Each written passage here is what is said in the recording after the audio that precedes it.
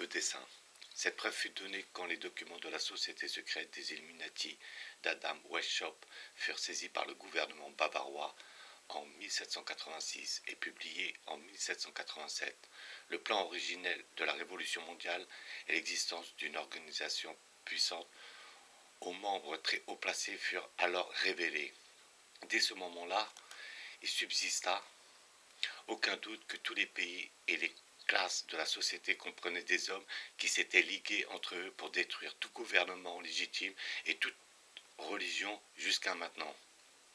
L'organisation conspiratrice repassa dans la clandestinité après son exposition, mais elle survécut et poursuivit son plan, faisant éruption à la vue du public en 1917. Depuis lors, comme le communisme, elle poursuit ouvertement les buts dévoilés par le gros coup du gouvernement bavarois en 1786, utilisant les méthodes révélées également à l'époque.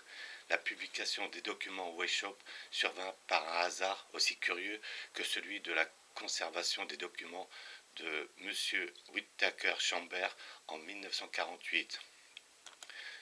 Seul un reliquat subsistait après que l'essentiel eut été détruit, car une partie des faits et gestes et des plans des Illuminati avaient été connus avant 1786, en partie de par les vantardises de ses membres, et en partie de par les révélations de certains qui, comme M. Chambers, 160 ans plus tard, se révoltèrent contre la compagnie en laquelle ils se trouvaient, quand ils comprirent sa véritable nature.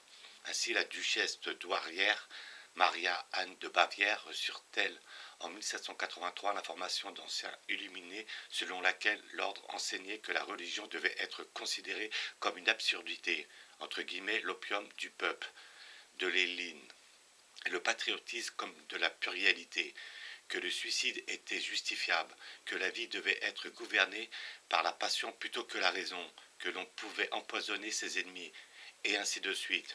Suite à cela et d'autres informations, le duc de Bavière publia en 1785 un décret contre les Illuminati.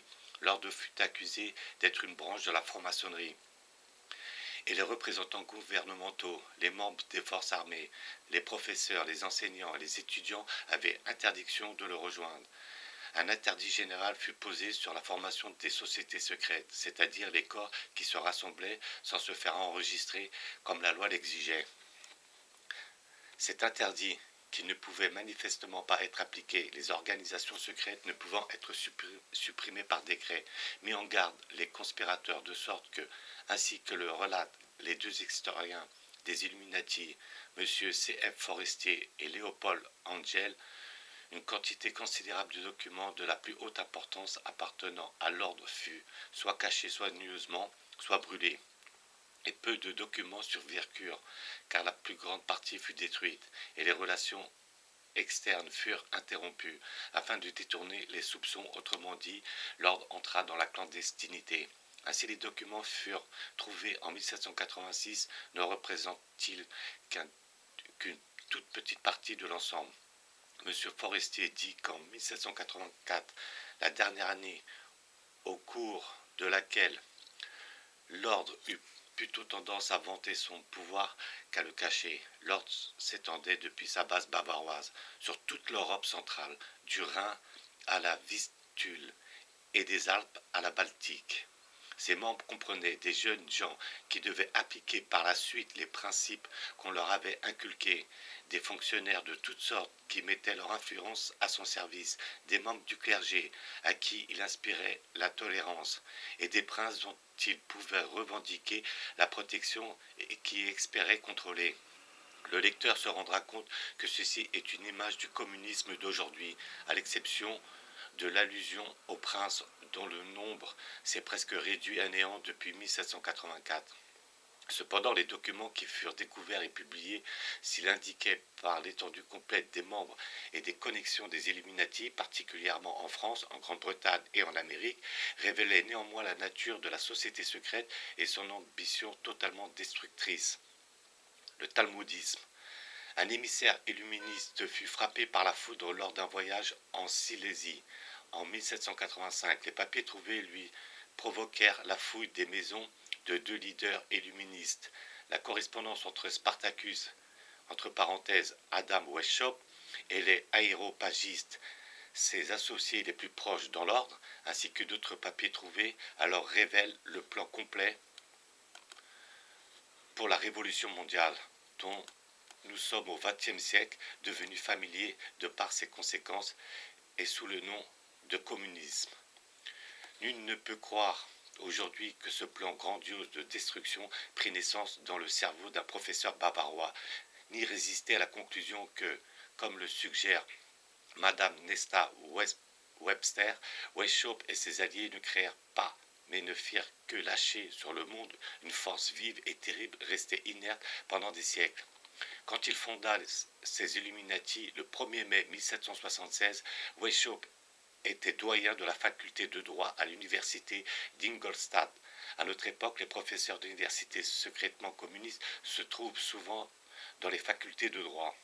Ils avaient été élevés par les jésuites, qui en vinrent à détester, et il leur emprunta leur secret d'organisation qu'il pervertit à des fins contraires. La méthode, comme le disait son associé Mirabeau, grâce à laquelle, ouvrez les guillemets, sous un seul chef, les hommes dispersés dans tout l'univers se retrouvaient à tendre vers le même but.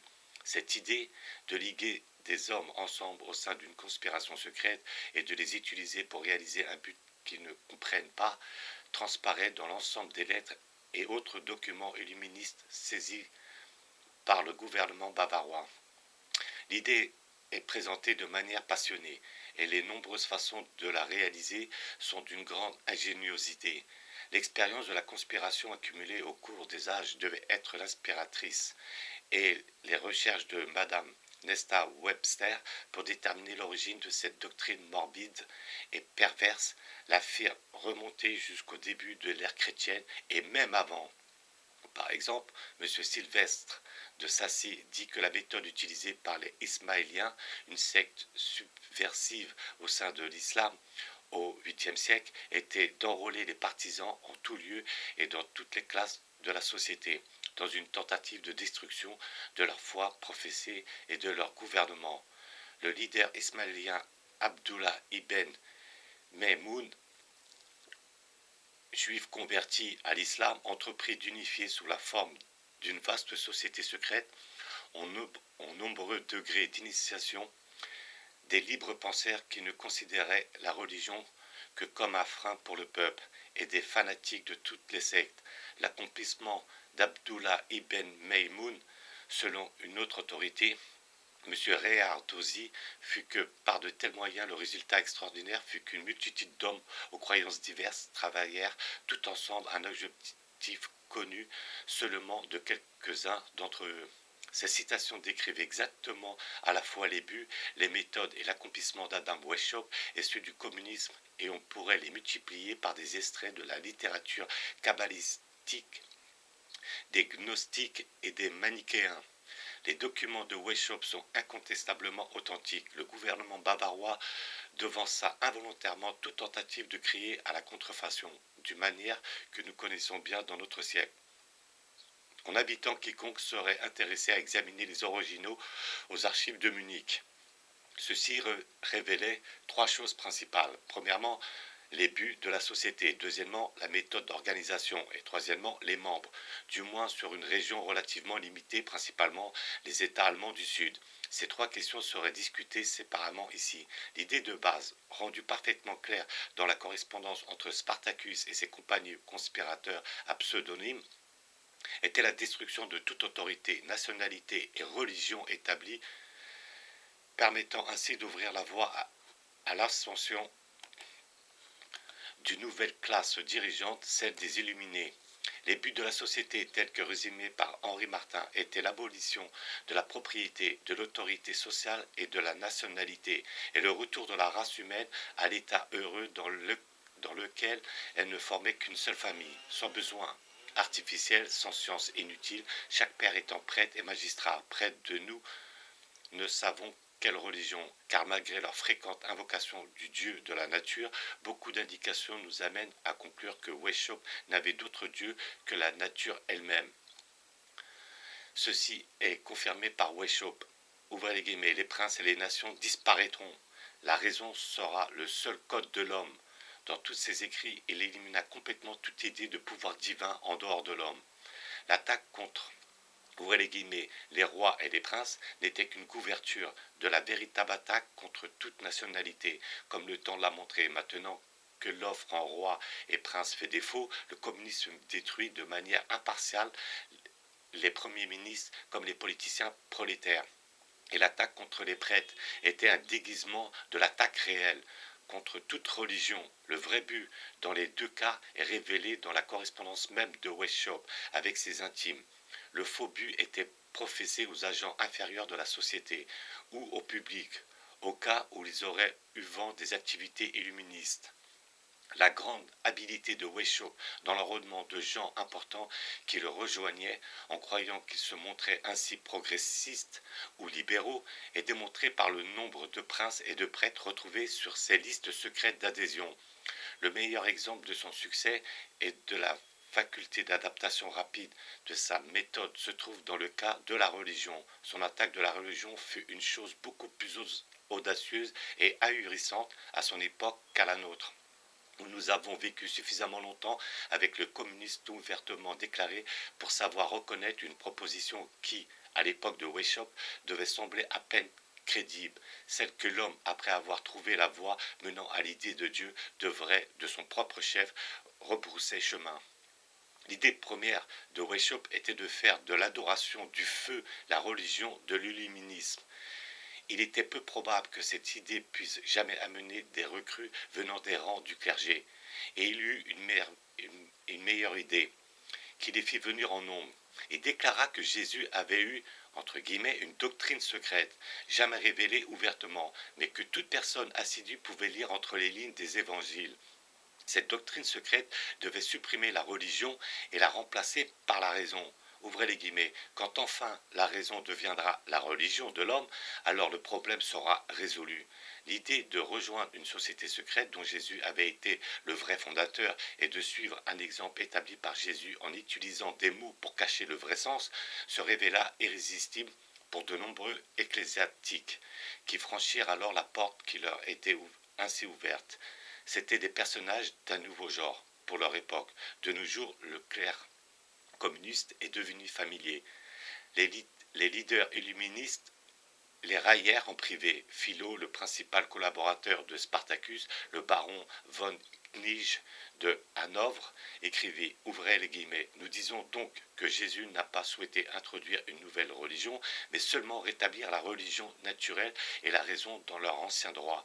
De nombreux passages de la Bible peuvent être utilisés et expliqués, et ainsi toute querelle entre les sectes cesse si on peut trouver une signification raisonnable à l'enseignement de Jésus. Qu'elle soit vraie ou non, donc maintenant que les gens voient que nous sommes les seuls vrais et fidèles chrétiens, nous pouvons nous prononcer plus particulièrement contre les prêtres et les princes. Mais je me suis arrangé de telle façon qu'après avoir accompli des tests préalables, je puisse admettre des pontifes et des rois à ce degré de l'ordre dans les mystères supérieurs. Nous devons alors à dévoiler la pieuse imposture et révéler parmi toutes les écritures l'origine de tous les mensonges religieux et leur connexion. Spartacus commenta avec bonheur, ouvrez les guillemets, vous ne pouvez pas imaginer le sentiment suscité par notre rang de prêtres.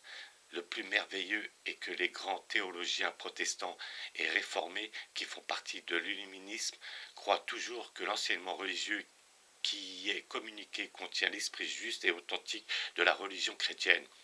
Ô hommes, de quoi ne peut-on te convaincre? Je n'ai jamais pensé devoir devenir le fondateur d'une nouvelle religion. Weishaupt fit de grands progrès en Bavière après avoir persuadé avec succès les ecclésiastiques que l'irréligion était la vraie foi et l'antichrist le vrai christianisme. Il nota que tous les professeurs non illuministes avaient été conduits de l'université d'Ingolstadt, que la société avait fourni à ses membres cléricaux de bons bénéfices, des paroisses, des postes à la cour, que les écoles étaient contrôlées par les illuministes et qu'ils s'empareraient bientôt du séminaire pour les jeunes prêtres, à partir de quoi, ouvrez les guillemets, nous serons à même de pouvoir toute la Bavière en prêtre appropriée. L'attaque de Weishaupt contre la religion était la caractéristique la plus distinctive de sa doctrine. Ses idées à propos du Dieu de la raison et du Dieu de la nature rapprochent fortement sa pensée de la pensée judaïque talmudique dans sa relation aux gentils, et puisque l'illuminisme devint le communisme et que le communisme tomba sur le leadership juif, ceci pourrait être significatif. La loi judaïque établit également que les gentils qui en tant que tels sont exclus du monde à venir n'ont droit qu'à la religion de la nature et de la raison que Weishaupt enseignait. Mose Mendelssohn, cité dans ses mémoires, dit,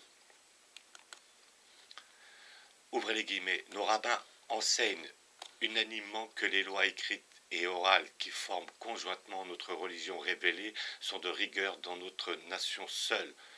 Moïse nous a ordonné une loi et même l'héritage de la congrégation de Jacob. Nous croyons que toutes les autres nations de la terre ont été dirigées par Dieu pour adhérer aux lois de la nature, ce qui règle leur vie selon les préceptes de cette religion de la nature et de la raison sont appelés les hommes vertueux d'autres nations. Ainsi, dans cette vision autoritaire, Dieu lui-même a exclu les gentils de sa congrégation et leur a ordonné de vivre simplement selon les lois de la nature et de la raison. Ainsi, Weishaupt leur ordonnait de faire exactement ce que Dieu juif leur avait ordonné de faire. Si les rabbins talmudiques n'eurent, dans l'inspiration de l'illuminisme et les recherches n'en découvrent à travers tous les récits, la raison pour laquelle ils prirent plus tard part à la direction du communisme semblait ici devenir évident. Voilà les buts des Illuminati, ce sont ceux inchangés du communisme aujourd'hui. Quant à la méthode, toute bassesse dont sont capables les êtres humains furent répertoriés pour ensuite être utilisés pour le recrutement. Parmi les documents se trouvaient 2 paquets qui horrifièrent particulièrement l'opinion publique à l'époque. Ils contenaient des documents stipulant que l'ordre pouvait exercer le droit de vie et de mort sur ses membres, et présentant un éloge de l'athéisme, ainsi que la description d'une machine à détruire automatiquement les documents secrets, et des prescriptions pour l'avortement, pour contrefaire les sceaux, pour fabriquer des parfums toxiques et de l'encre sympathique. Entre autres choses, aujourd'hui le contenu d'un laboratoire communiste est familier à quiconque s'intéresse à de telles affaires. Mais en 1787, l'effet de cette révélation dans la Bavière catholique fut celui d'un aperçu de l'antichambre des enfers. Les documents de Weishaupt incluaient un diagramme illustrant la manière dont il exerçait le contrôle de son organisation. Ce diagramme montre ce qui pourrait être un morceau de côte de maille ou de nid d'abeille.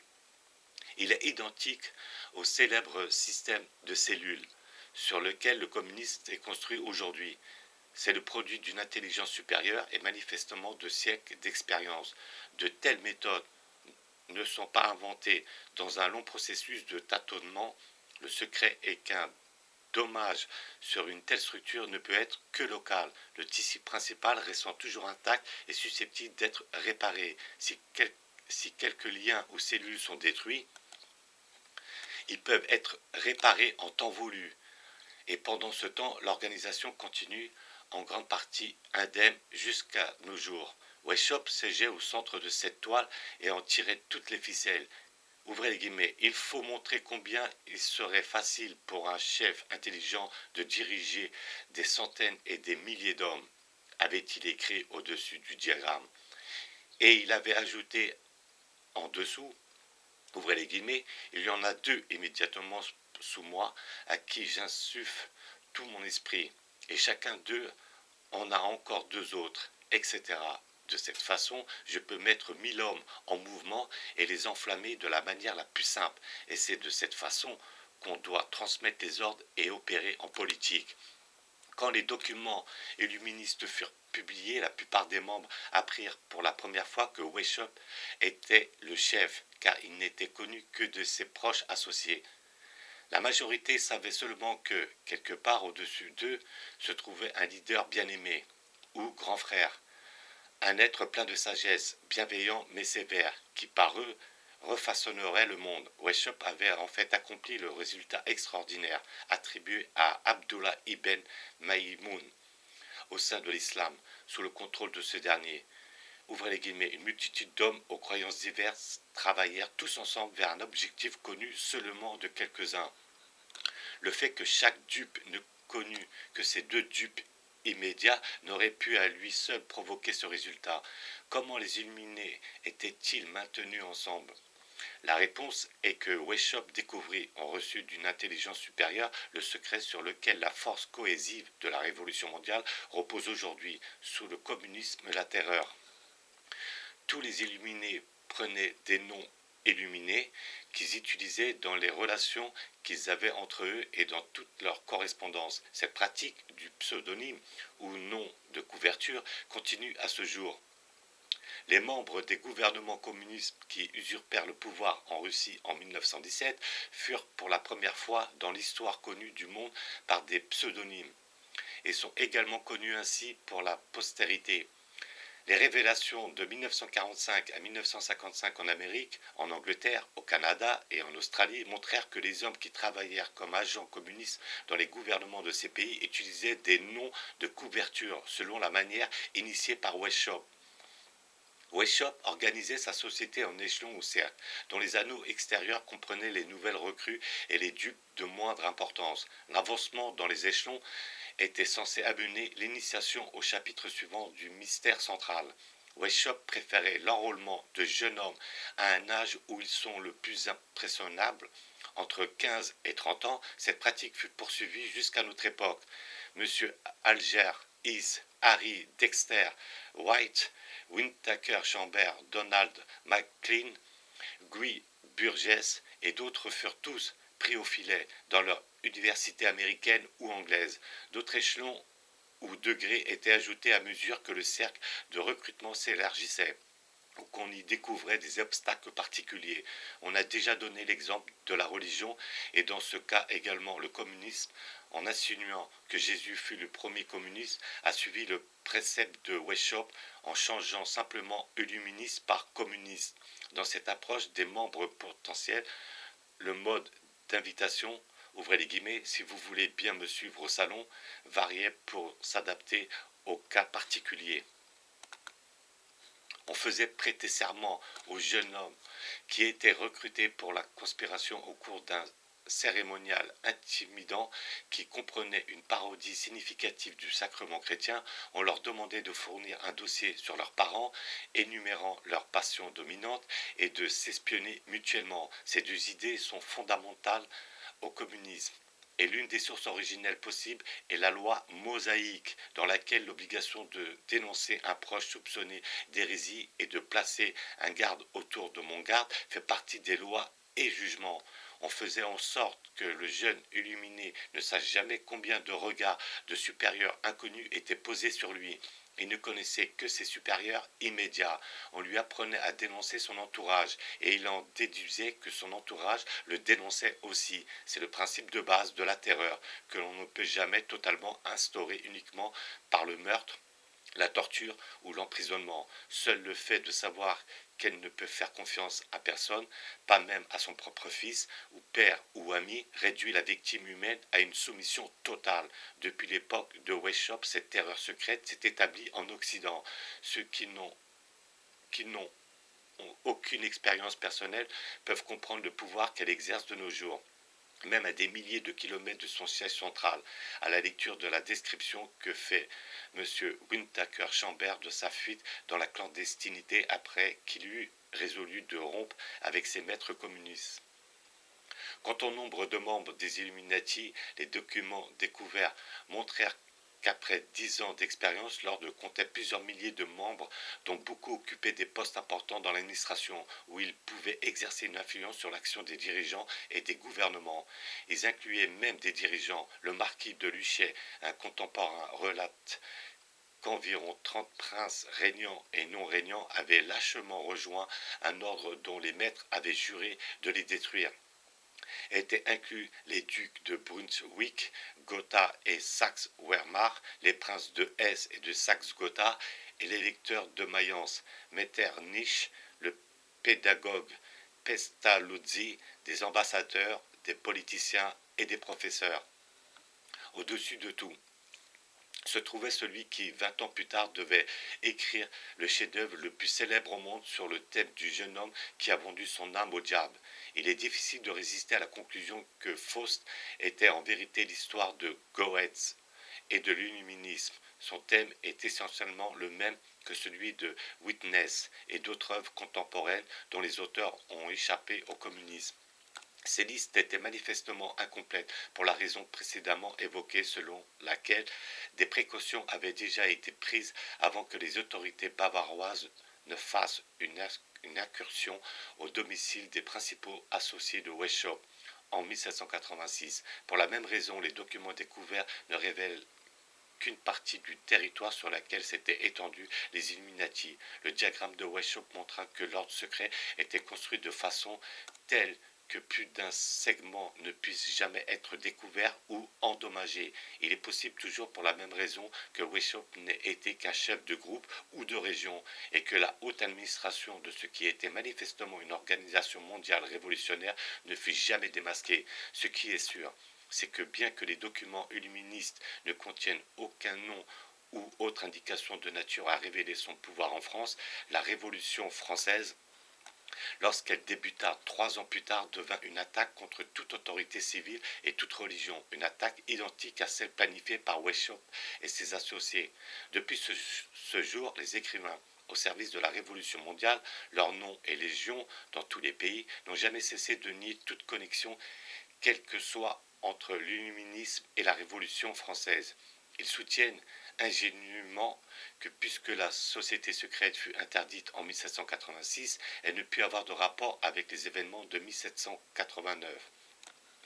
La vérité est que l'illuminisme, bien qu'interdit, ne fut pas pu éradiquer que le communisme ne le serait aujourd'hui par une interdiction légale, et que ses agents donnèrent à la Révolution française ses marques de fabrique qui l'identifient comme l'œuvre de révolutionnaires mondiaux, talmudistes et non de Français mécontents.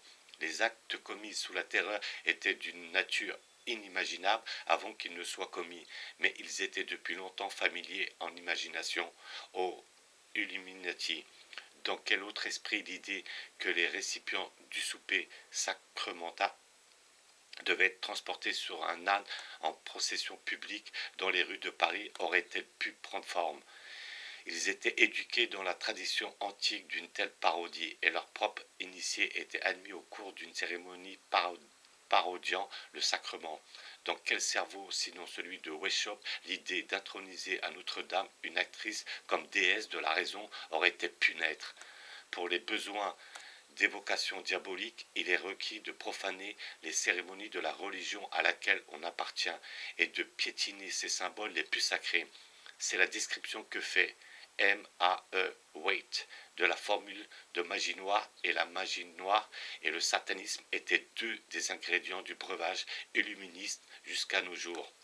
Weishaupt et ses proches ont peut-être ses maîtres proposèrent de s'introduire en France par leur argent, les illuminés secrets, et ce, en nos lieux. Au cours de ce siècle, nous avons vu quels formidables résultats peuvent être obtenus par cette méthode. Le résultat avorté de la Seconde Guerre mondiale et l'état de trêve armée dans lequel elle a laissé le monde fut provoqué par des hommes tels que Hayes et White et les hommes haut placés qui les protégeaient. Weishaupt choisit la manière parfaite pour obtenir un tel pouvoir sur les affaires et les événements français.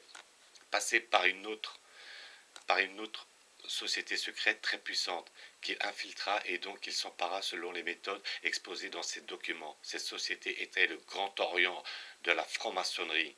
Le plan pour prendre le contrôle de la franc-maçonnerie par le biais de l'agent illuministe et le succès accompli est exposé clairement dans les documents de Weishaupt. Il note d'abord, entre guillemets, j'ai réussi à obtenir un aperçu en profondeur des secrets des francs-maçons, je connais leur but global et l'annoncerai au bon moment à l'un des degrés supérieurs. Par la suite, il donna l'ordre général à ses aéropagistes de s'engager dans la franc-maçonnerie. Nous aurons alors notre propre loge maçonnique, nous la considérerons comme notre pépinière, à chaque occasion nous nous protégerons grâce à elle. Cette technique d'avance, entre guillemets à couvert, qui est toujours fondamentale aux communistes aujourd'hui, était le principe directeur du moment que le but est atteint, peu importe sous quelle couverture cela se passe, et une couverture est toujours nécessaire, car dans la dissimulation se trouve une grande partie de notre force. Pour cette raison, nous devons toujours nous couvrir avec le nom d'une autre société. Les loges sous les ordres de la franc-maçonnerie sont pour le moment la couverture la plus appropriée à notre but ultime. On ne peut œuvrer contre une société dissimulée de cette manière en cas de poursuite ou de trahison. Les supérieurs ne peuvent pas être découverts. Nous serons enveloppés dans une obscurité impénétrable qui nous protégera des espions et des émissaires de d'autres sociétés. Une fois de plus, on reconnaît clairement la méthode communiste d'aujourd'hui dans ces mots. Il pourrait s'appliquer à la capture de partis, d'associations et de sociétés actuelles sans en changer une syllabe. L'étendue du succès de Weishaupt se retrouve clairement dans un extrait d'une complainte prononcée 5 ans après le début de la Révolution française par le duc de Brunswick, grand maître de la franc-maçonnerie allemande, qui fut aussi un illuminé en 1794 et dissout l'ordre, disons avec des accents de surprise attristés. Ouvrez les guillemets. Nous voyons notre édifice, la franc-maçonnerie, s'écrouler et recouvrir la terre de ruines. Nous voyons la destruction que nos mains ne peuvent plus arrêter. Une grande secte a surgi qui, en prenant pour devise le bien et le bonheur de l'homme, a travaillé dans l'obscurité de la conspiration pour faire du bonheur de l'humanité une proie pour elle-même. Cette secte est connue de tous. Ses frères ne sont pas moins connus que son nom. Ce sont eux qui ont sapé les bases de l'ordre au point de le renverser complètement. C'est par eux que toute l'humanité a été intoxiquée et égarée pour plusieurs générations. Et ils ont commencé en jetant la réprobation sur la religion. Le plan qu'ils avaient formé pour briser tous les liens sociaux et détruire tout ordre a été révélé dans tous leurs discours et leurs actes. Ils ont recruté des apprentis de tous rangs et dans tous les postes. Ils ont trompé les hommes les plus perspicaces en prétextant faussement des intentions différentes. Leurs maîtres n'avaient en vue rien moins que les trônes terrestres et les gouvernements des nations devaient être dirigés par leur cercle nocturne. Ce qui s'est passé et se passe encore, mais nous remarquons que les princes et les peuples ignorent la manière et les moyens dont cela est accompli. C'est pourquoi nous leur disons en toute franchise, l'usage impropre de notre ordre a causé tous les troubles politiques et moraux dans le monde est rempli aujourd'hui. Vous qui avez été initiés, vous devez vous joindre à nous en élevant vos voix afin d'apprendre au peuple et aux princes que les sectaires, les apostats de notre ordre ont été et seront les seuls auteurs des révolutions présentes et futures, afin d'extraire jusqu'à la racine l'abus et l'erreur. Nous devons dès ce moment dissoudre l'ordre entier. À cette citation, le présent récit a fait un bond, ce qui nous amène 5 ans avant les événements, afin de montrer que l'un des plus importants francs-maçons de cette génération, lui-même un pénitent, identifia les Illuminati comme les auteurs de la Révolution française et des révolutions futures. Jusqu'à maintenant, les succès de Weishaupt, de son intention déclarée de s'emparer de la franc-maçonnerie de l'intérieur et le rôle joué alors par les agents illuministes à l'intérieur de la franc-maçonnerie afin de diriger la révolution ne pouvaient être certifiés par une meilleure autorité que le grand maître de la franc-maçonnerie allemande lui-même. Sous cette influence insufflée, la franc-maçonnerie, très puissante en France, survit un court extrême et engendra les clubs jacobins, ceux-ci toujours sous influence illuministe, présidèrent à la terreur, où les auteurs masqués de la Révolution révélèrent sa vraie nature par leur action, tout comme la Révolution russe 130 ans plus tard. La Révolution française affiche alors sa haine des pauvres et des faibles, plus que celle des riches, des paysans de Vendée, plus que de leurs prétendus oppresseurs, de toute beauté en tant que tels, des églises et de la religion, de tous